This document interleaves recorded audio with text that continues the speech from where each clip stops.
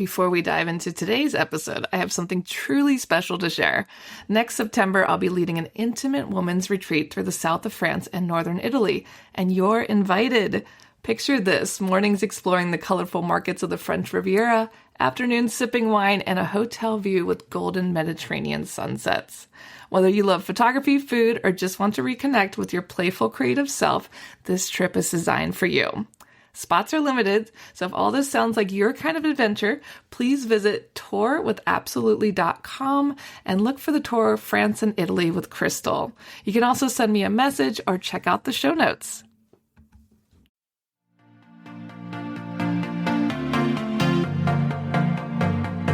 Hey guys, my name's Crystal Kenny, and I'm in love with creating. All things artistic and imagination involved. I'm an American girl who chased her creative dreams all the way to Paris, France, making a living using photography. This podcast takes you inside the stories of all the artsy folks I've met along the way and gives you that extra push to discover your creative gifts.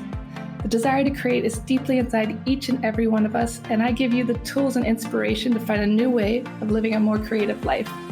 This is La Vie Creative, the podcast.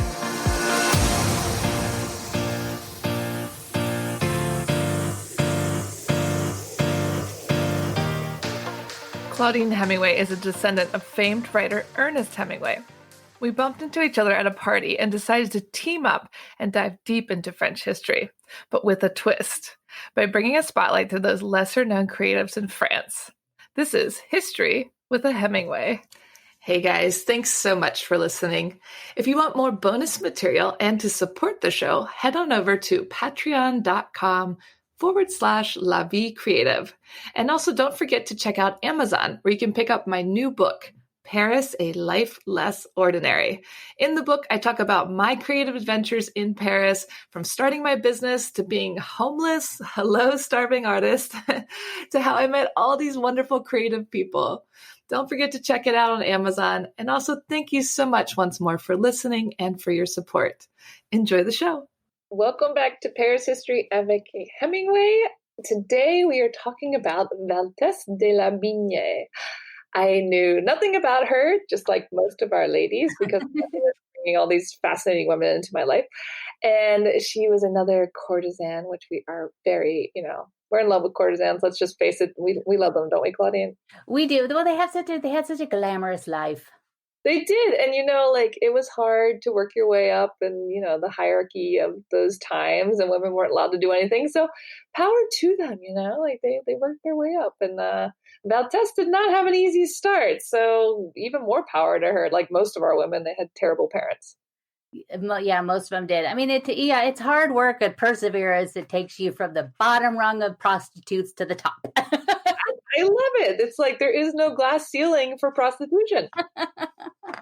We just break No, she's really fascinating. I actually came across her in a very strange way years ago in the Musée des Arts Décoratifs in Paris, which is in technically the entire, it's actually in the Louvre itself as far as like the structure is concerned. An amazing, amazing museum. If you haven't been, you have to go. But I went through and I go into this room and it has this great big bed with this huge canopy, which we'll talk about later. And I was like, oh my gosh, what is this? And so I read the placard they had on that and made some notes, and then came back and did some research on her and found this book that was written about her, which was amazing.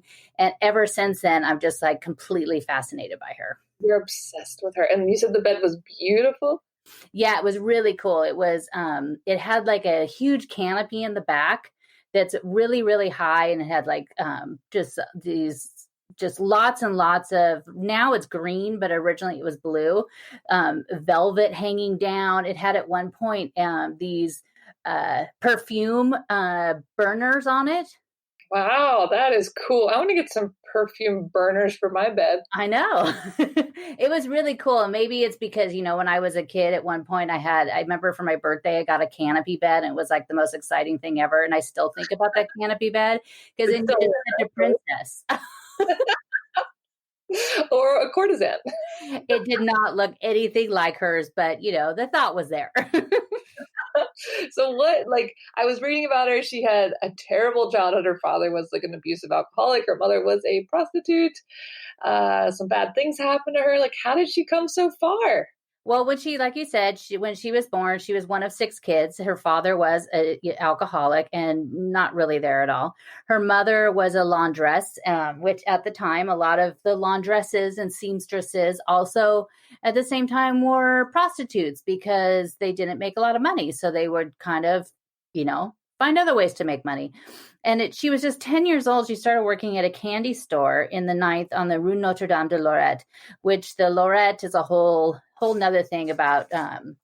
Lorettes are also kind of were considered prostitutes. It's kind of worked around that area. A lot of them were seamstresses and laundress. But she was just 10 years old and she started to work in a candy store, which is a 10-year-old. That's a pretty great place to work. I was going to say, that actually sounds like maybe kind of hellish because you just want to eat everything.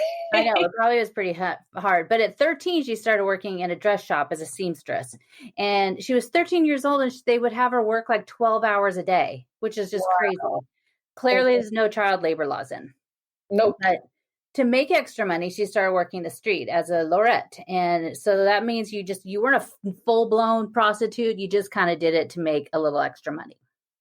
It was a side job. Yeah. And there was different ranks. So there's like the demi-monde in the demi-monde world, which was basically there's the prostitutes. The grisette was named after the gray fabric that they used to wear for these working class women. And lorettes were also from that same area. And then you go up a little higher. Of course, you get to the courtesan, which is the highest. So you had to work your way up. But as a child, she met the artist Camille Corot, and she would go and visit him at his studio. And she would just in the 10th, and she'd just sit there and watch him paint. And he would paint these beautiful landscapes of the Ville d'Avray, which is just outside of Paris. And he would tell her all about it and tell her about this beautiful, quiet little town. And he would sing as he was painting, and she would just sit there and watch. There's nothing sordid about the story. Nothing creepy there. It was just a very innocent, she'd sit there and watch him. But that town comes into play a little bit later on. So, but when she started getting a little bit older and she, was, making more money. And so when the higher the rank you got, the better clothes you would be wearing. And, the lower ranks, they were, like we said, the grisette, they were wearing these kind of, very unflattering, very, gray, not very cute outfits. So it wasn't the Bois de Boulogne late night crowd. Oh, different.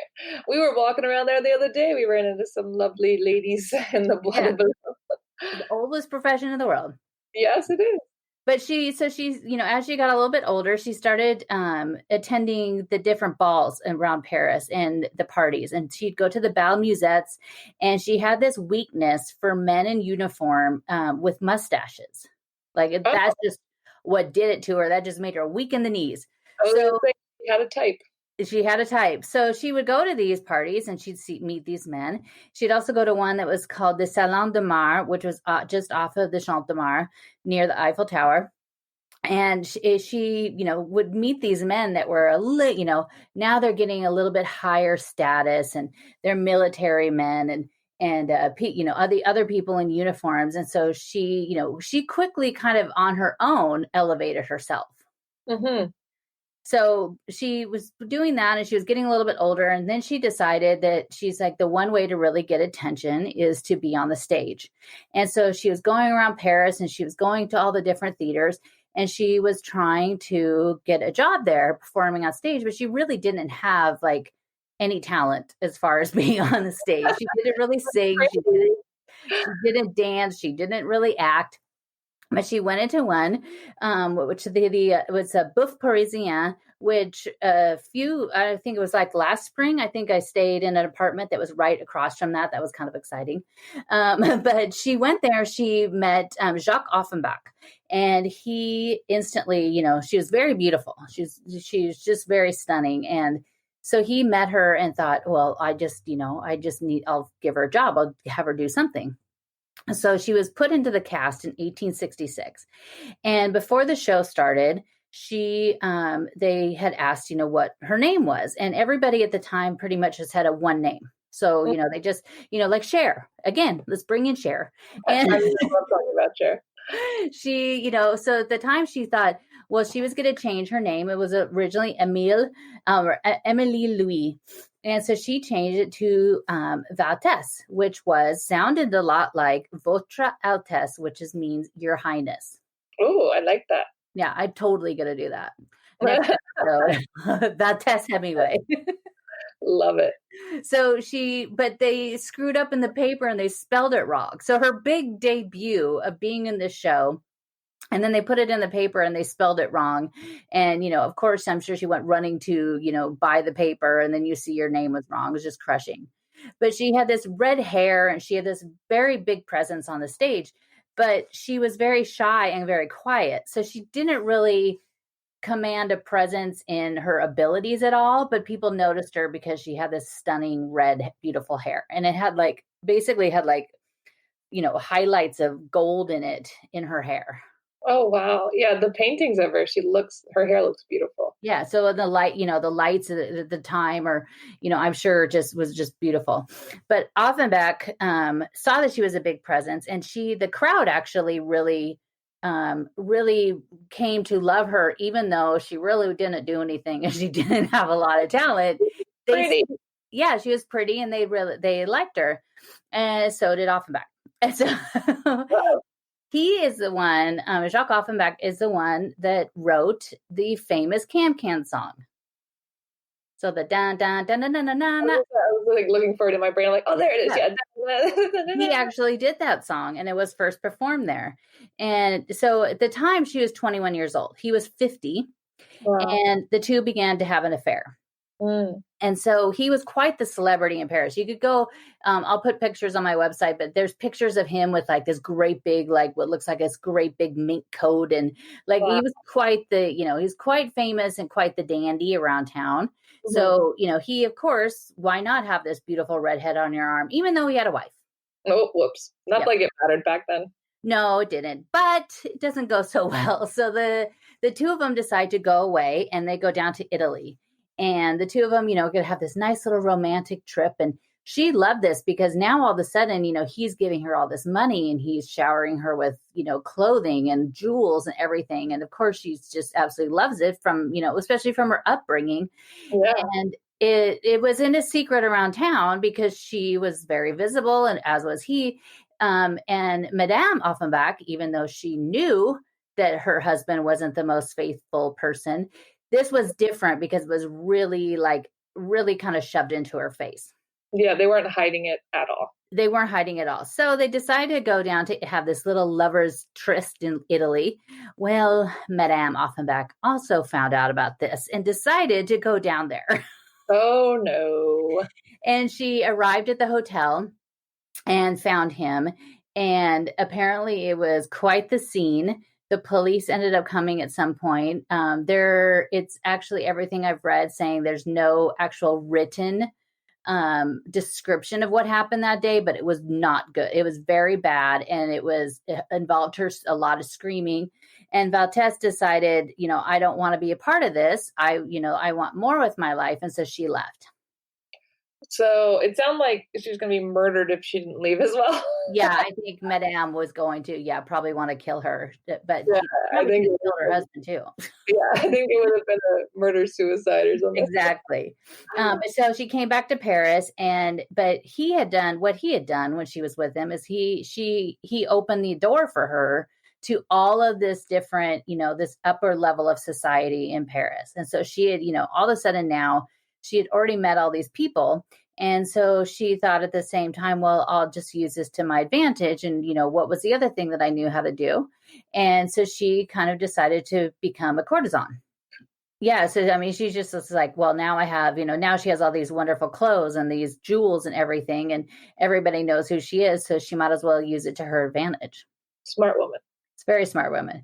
But when she was still on the stage, she also met another man whose name was Richard Fossey, and he came from a very, very wealthy family, and he was absolutely in love with her. And the two of them actually had two children, two daughters.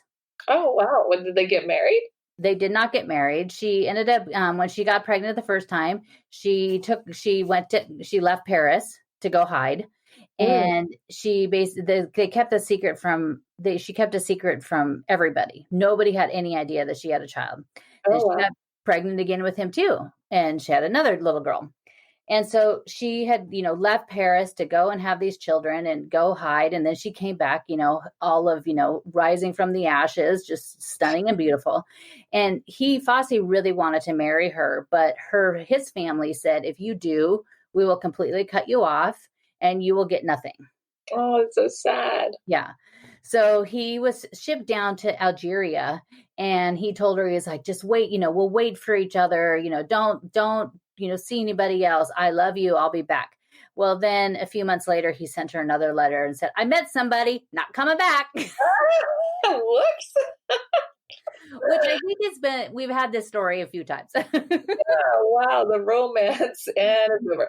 I know. So that's the undying love. Well, sorry, not come back.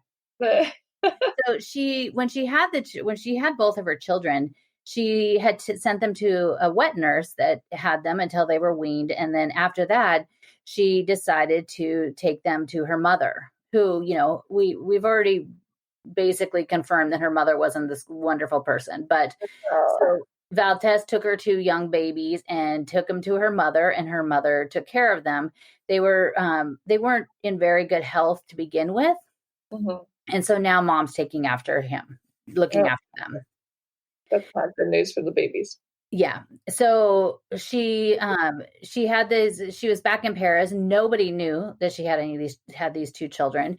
And she was back, and she was back at Offenbach's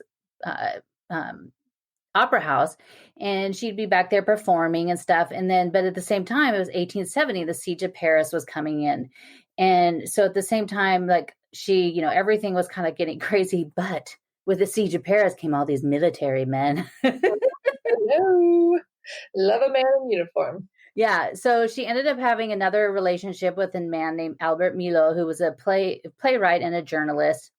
And he basically gave her anything and everything she wanted. He gave her an immense amount of money. She basically he took care of and found a place for her in the south of France so she could get out of Paris. He paid for literally every single thing. Wow. What happened to her kids? They're still at her mom's, still with her mom. They'll come back later. Don't worry. But literally nobody knew she even had children. Wow. Yeah. Which, I mean, I guess back then, if with some of those dresses, you could kind of, cover things up. You want to break yourself as a prostitute, as a courtesan. I mean, that would ruin your whole Yeah, it's probably bad for business. But I mean, at the same time, I mean, like, what did they do? I mean, there wasn't, did they have a lot of birth control back then? Did they have, like, I think they had like pigskin, right? Yeah. But she went back to the south of France, and she came back to Paris in time, and she witnessed the burning of the Tuileries, which is just must have been a frightful, sad thing to see. Yeah. But then she ended up finding another lover, and he was a banker to Russia, Monsieur Günzburg. And he was a banker to the Russian court, and he gave her 15,000 francs a month. What? Yeah. And so basically, you had this, you could put her on retainer. That's amazing. And she ended up finding this apartment and a home on Rue Blanche that she was taking care of. And while most of the people in Paris were, eating the elephants from the Jardin des Plantes and, looking for any kind of food they can, she was doing a lot better than most people. Just sounds like it. Also, I'm trying to imagine what these conversations were like when they were deciding how much to pay her. Like, how much for putting you on a retainer? Like, Jesus. Yeah, it's like for $5,000 you get this, but for $15,000 you get this. Yeah, like, I would sleep with 5 other men for $10,000. Right. I know. She was quite the businesswoman. But then after the Russian court banker came along, the Prince de Sagan came, And he was a very rich gentleman of Polish aristocracy, fell head over heels for her. Gosh, she's a little heartbreaker. I know. He was completely in love with her. In 1875, he paid to have a huge home built, and it was at 98 Boulevard de Malesherbes. Is that right? Malesherbes. And in the 17th, and he gave her all the money. He paid for every single thing. She had it designed. She used architect Jules Ferrier. He designed the new building. She had painters and composers come to design like her music room and everything in it. She had a pink marble staircase done by Charles Garnier, because it was right after he did the Opera House, and he was quite the talk of Paris. And if anybody was going to do a staircase for her, it had to be Charles Garnier. This is amazing. Yeah, she had stained glass windows done by Dury, and even one of them included in the stained glass window a scene of Napoleon III visiting her bed. This is insane. I know. It's so sad that nothing remains. The property later was destroyed, which would have been stunning to see. But it's filled with like Louis XIV furniture, paintings by Courbet, Ingres, and other painters that ended up also being her lovers. But she had this huge place, and it was like the talk of Paris, of this apartment, and everybody, this house, and everybody wanted to come in and see it.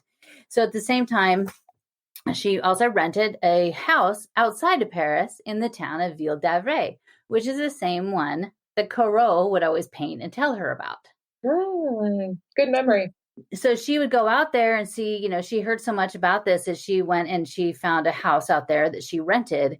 And it had been rumored to have originally been built by Napoleon III for his tryst when he was near Saint-Cloud. And she was a very loyal Bonapartist. Like, she loved Napoleon Bonaparte. She loved Napoleon III. She held every year out at her property on August 15th, which is the birthday of Napoleon. She would have these humongous parties with fireworks and everything, all in like recognition of Napoleon. I want to be friends with her. I know. Wow. And like everybody, it was like the place to be. Like everybody in Paris wanted to be able to be on this invite. So cool. So, and at the time, I mentioned earlier that she had the gold strands in her hair. So one of her nicknames was the Rayon d'Or, which is the ray of gold. Which is because it had a little bit of that. She loved it because it had a little bit of the Sun King and the Golden Empire of Napoleon. So it was all like everything kind of, went back to Napoleon. And she just, this is how she invented herself and created this picture of who she was. It's just kind of fascinating. Yeah, coming from her background, she definitely broke out of the mold. Yeah. So, you asked about her daughters. Her daughters were raised by her mother. Her youngest daughter died at just 3 years old. Oh, no surprise there. Yeah, she was in pretty bad health the whole time. But still, nobody knew. Nobody had any idea that she had any children. And so at that time, she was like literally the most talked about woman in Paris. Everybody was talking about her. Everybody knew what her profession was, but everybody was fascinated by her. So she decided to write a book, and she called the book Ego. And it was a name she used also in her home. Like, she would actually have it like created in the stained glass, and on like the staircase, with the bas relief, she'd have it say Ego. Wow. Yeah. So she was pretty master of her own marketing. Yes. It's kind of surprising because she was like shy in the beginning, and now she doesn't sound very shy to me. Maybe it had added some mystery. Yes. Yeah. Being quiet. So at the same time, when everybody's talking about her, everybody in Paris. So Émile Zola was writing a book about a courtesan, and many of his friends told him he needed to go and visit Valtesse and talk to her because she was like the courtesan of the time. There was also like so many other courtesans in Paris at the time. So, it was it wasn't like she was the only one, but she was definitely the one everybody was talking about the most.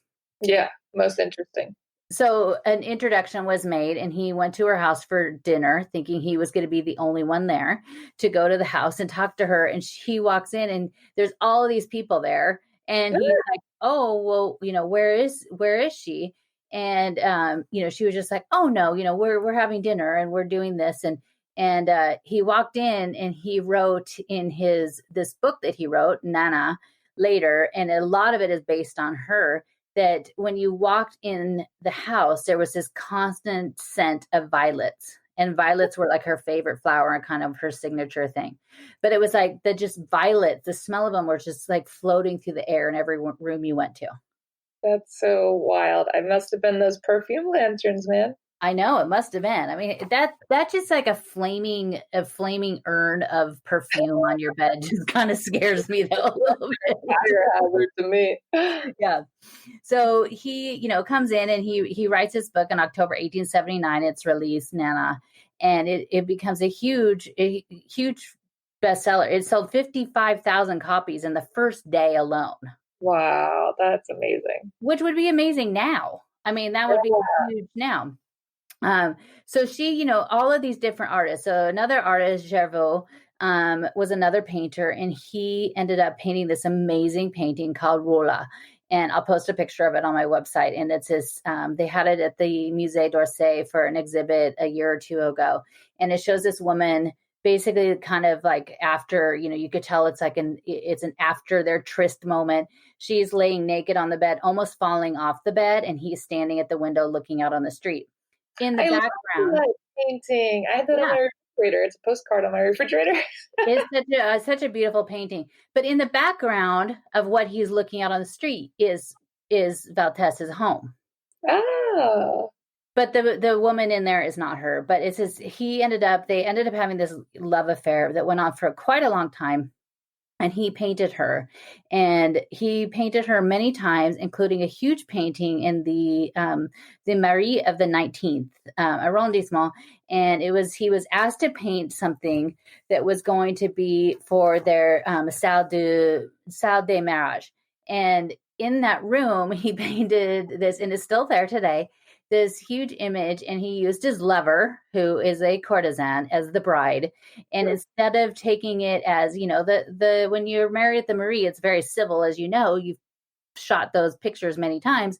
Mm-hmm. And he had changed it and changed like the desk where the officiant's standing, he turned into an altar, and he added stained glass windows. So he kind of turned it into a church.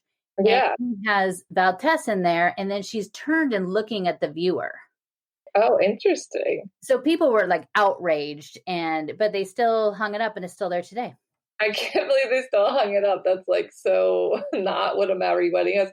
Marie wedding is the mayor in the mayor's office. Yeah. And this one is just like he basically turned it into a church, but people were pretty offended by. But another artist, Manet, also came to see her, and he, Manet didn't ever like to, stay on the straight and narrow, and he met her and also was fascinated by her and painted her a few times. There's a painting of her in the Metropolitan Museum in New York. And I just was reading this article recently written in 1950 about a journalist that was with Hemingway for a day, and they ended up going to this museum, and it said in there, and I just about like jumped out of my seat. I was so excited that all of a sudden he was like, oh, and Hemingway walked up, and here's this painting of Valtesse de la Bigne by Manet. And I was like, oh my gosh. But he was saying what a lovely painting it was, and that Manet could show the bloom people have when they're still innocent and before they've been disillusioned. Was how Hemingway described it. But it's just, all the paintings of her, she was a very beautiful woman. So there's not a whole lot of them. There's a few of them around, like there's some in the Orsay of her, but they are pretty interesting to check out. Yeah, for sure. There's definitely one in the Orsay, because we were talking about that before we started recording. Yeah. It's a beautiful painting. Go to the top floor, people. Top floor. Always go straight to the top floor as soon as you walk in. But in 1881, her one remaining daughter was older, and she started getting worried about her safety because Valtesse's mother, her daughter's grandmother, was grooming her to become a prostitute. Oh, perfect. So Valtesse thought, well, I need to get her out of here. So she took her to court. It basically like it completely rocked Paris because nobody thought she even had children. And now she has this child that's like a teenager. Wait, so she had to fight to get her daughter back? Yeah. So she took her mother to court and said, she wanted to get custody of her. And it was this huge thing in Paris. Like it was the OJ Simpson of the time. Well, I was surprised she had to fight her mom because, like, just go pick your kid up and leave, whatever. Yeah, her mom wasn't a great, really lovely person. So I think that's definitely why. But everybody was like literally captivated by it. People were filling in the courtroom every single day. They ended up coming to an agreement that her daughter was basically taken away from her grandmother, and she was put into a boarding school. And at the boarding school, she was able to still visit her grandmother and visit her mother. But people were just like completely shocked because they didn't even know she had a child. Mm-hmm, mm-hmm. And so her mom was really ticked off because, her mom's getting older and this is how she's going to be making some money, is hoarding out her granddaughter. I mean, she just ruined her retirement. That was her retirement plan. Oh, God. There's no 401k for the prostitutes. So she ended up later, this woman named Camille was Valtesse's, like one of her closest friends, but she also was like her maid and took care of her at her home. Well, one day her mother saw her on the street and attacked her. What? Like physically attacked her. And poor woman, she's just a maid. Yeah. And Valtesse was just like, when Valtesse finally found out about it, she was livid and she went to court again. Valtesse's sisters also were in the same line of work and were incredibly jealous of her, of course, because here, they also were, prostitutes, but here they look at her sister and her sister has like multiple homes and like famous people in Paris at the time. Wow. Yeah. So she ended up actually losing the case with her mother about Camille. And then right after that, Valtesse was just like, I've kind of had this. And she decided in 1902, she decided to sell her home in Paris and the one in Ville d'Avray and sell almost all of the contents. Where'd she go? Well, she sold everything.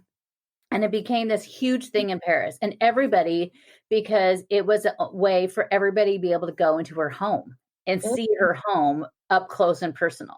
So on June 2nd, the very first day of a 4-day auction, they ended up raising £8 million. That's more than $10.5 million today. The first day.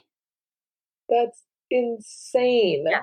So there was so much to sell there that it went for 4 days. But she did not sell her bed that we talked about at the beginning. And the bed was designed by Edward Levy, and she wanted this huge bed that was fit for a queen. And she wanted this Renaissance, it was Renaissance style, and it kind of has when you see it, and I'll put pictures up, it kind of has a footboard on it that's almost kind of like a gate. So it was reminiscent of the Renaissance and like the bed when you go to Versailles and you see like the bed that the king would sleep in and stuff.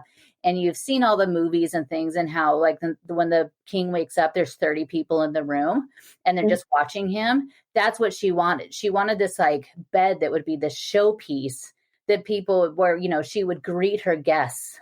Oh gosh, sounds pretty extra to me. Yeah, and it was gilt bronze and beechwood, and the back of it stands over 13 feet high and has a huge canopy. It's topped with the golden perfume burners. It's got carved golden animals and cherubs surrounding her initial V, and it had this beautiful blue velvet that hung down, and it was her signature color. Today it's now green. It's kind of a light green. And I actually messaged the director of the museum and asked him, when did that change? But I never heard anything back. Yeah. So at some point, obviously, I mean, they, 200, 150 years or so, I'm sure they had to replace it. But when you go to the museum, it's really interesting because they have the bed made, but then they have like the covers down. So it looks like somebody's about ready to get into it. I like that. That's so fun. Wow, but I can't believe she just like packed everything up and left. She was like, I'm tired of all this family drama. Yeah, she was just like, I don't want to be here. At the time, the bed cost what would be $650,000 today. What? Yeah.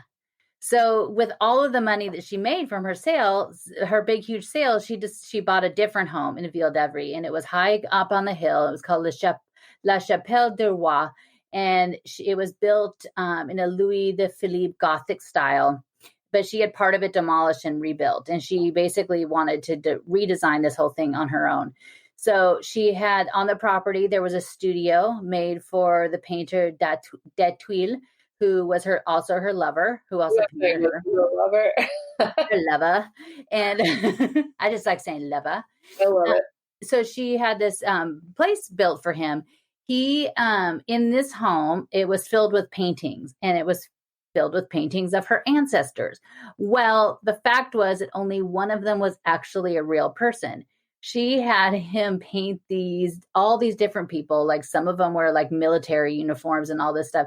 She had whole stories created about who they were and which wars they fought in and everything, but they were all completely made up.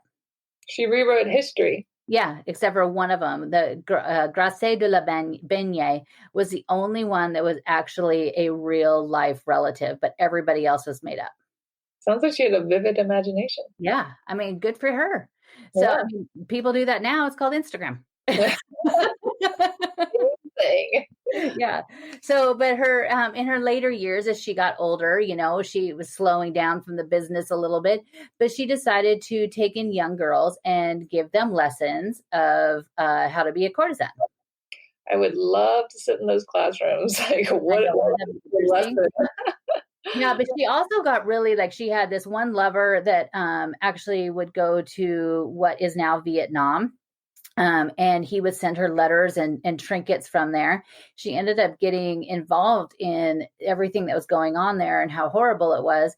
And Leon Gambetta, who was high up official, he was her neighbor out in Ville d'Avray. And so they ended up becoming friends, and she would send him letters about, what the atrocities that were going on and what is now Vietnam.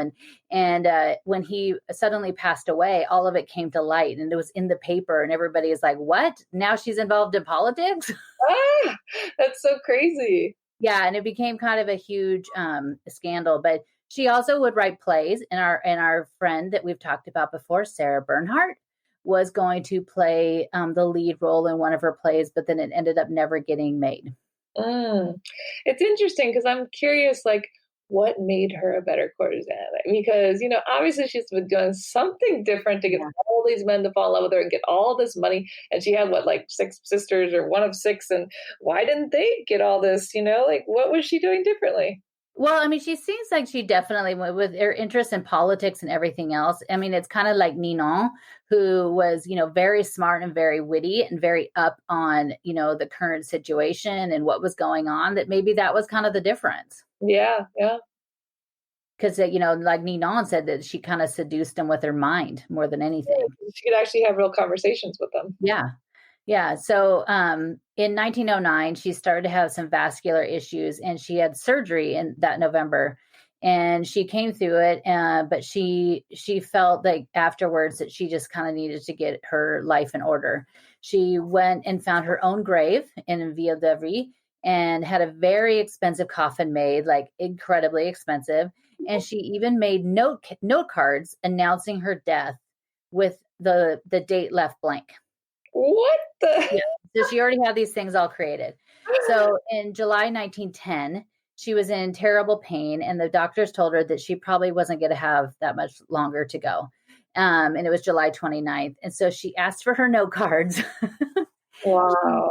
She hand wrote the date of her death on them. But what was the date? And had them all addressed and said, these need to go to my friends. And at 10:45 p.m. on July 29th, 1910, she died. Wow. She was only 48 years old. Oh, she wasn't old at all. Yeah. So the next day, the cards started arriving in Paris. And of course, this is, the early 1900s. So it's not, there's no Twitter. So it's not like it's spreading everywhere. So these note cards started to arrive to people. And some of her friends were, of course, very upset. And then some of them were kind of thought, this is a trick. This is a secret coded message. No, she didn't actually die because she was so theatrical about things. Yeah. She did actually die. And on July 31st, carried by 4 white horses, her coffin was topped only with one small bouquet of violets. Oh my goodness. And when people saw this coffin go by, they were like gasping because, it must have cost what would be now hundreds of thousands of dollars. I guess it was incredibly lavish, just crazy. But so she was interred and none of her family were allowed to come. But she was interred and she even had this huge marble structure made. I'll post a picture. It's actually not there anymore at the grave. It's like, I don't know if it's stolen or disappeared or they just put it someplace else, but it's no longer there. But it was this huge marble structure, kind of like a tripod, and it was holding a globe. And on top of it was a huge eagle, of course, for her love of the Bonaparte, and had an urn that was supposed to be lit and always lit there. Oh, wonder what happened to it. Yeah, it's like disappeared now. But of course, being Valtesse, she kept everything a mystery. And when she died, there was 2 other names written on it, L.M. Aurillac and E. Una. And nobody knows, there's nothing, it's their names. There's no other information and nobody knows who it is. It's still a mystery today who these 2 men are that are buried with her. One of them wasn't even dead yet when she was buried. What? So she had a funeral and then she had 2 other dudes buried with her? Yeah. I guess that's the way she's wanted to go. So Aurillac is thought to be this military man that she had this huge affair with. And she had very specific rules. Like she didn't show affection outside of, her home. Like, she was quite the regal woman. She didn't want to do that. But she had this, she was on the way out to her home and she was on this train with this military man. And the passion just was so crazy. They had to do something about it. And apparently, what would you say at a train? Is there a Mile High Club for a train? Because that's what happened. Wow. And it was publicly and people saw it. So some people think that Aurillac might have been him. Una hadn't even died yet. He was later buried with her. There's just all these, but still to this day, like I was researching it for hours trying to see if anybody's figured out who these people are, and they don't. Then nobody knows. That's so interesting. But what about her estate and what about her daughter? Who got all her stuff? Well, her estate was left to her daughter and they had a huge art auction. She left very specific instructions on where things were supposed to go. She donated a lot of her art to the Musée de Luxembourg at the time, which is now, now a lot of that's in the Louvre, the Cluny Museum, and also Versailles.